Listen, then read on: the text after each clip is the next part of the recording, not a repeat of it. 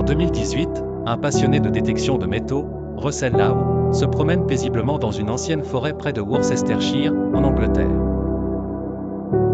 Ses pas le conduisent à travers les troncs tortueux et les feuilles mortes, dans l'espoir de dénicher quelques trésors du passé, comme des pièces antiques ou des reliques militaires.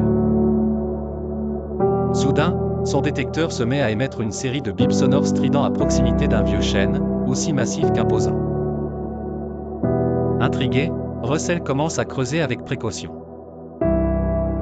Rapidement, les premiers objets apparaissent sous l'épais humus, une montre en métal, cabossée par le temps, puis un trousseau de clés couvertes de rouille. Il continue son exploration avec méthode jusqu'à tomber sur une découverte macabre, des fragments d'ossements humains surgissent de la terre. Bouleversé par cette trouvaille, Russell n'hésite pas et contacte sans délai les autorités locales. L'intervention policière est rapide. Une fois les lieux sécurisés, des enquêtes sont diligentées.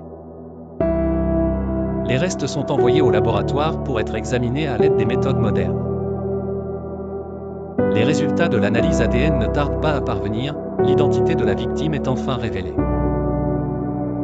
Il s'agit de Harry Holt, un homme déclaré disparu depuis 1969, père de famille, qui un matin de printemps ne s'était jamais présenté à son travail.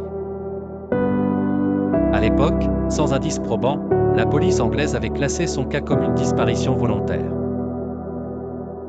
Cependant, l'état du squelette, la position du corps trouvé et les objets éparpillés avec lui laissent présager autre chose, un meurtre minutieusement dissimulé pendant des décennies. La redoutable intuition de Russell et son détecteur de métaux ont ainsi permis de lever le voile sur une affaire ignorée pendant près d'un demi-siècle. Malgré cette avancée majeure, la mort de Harry Holt demeure sans explication satisfaisante.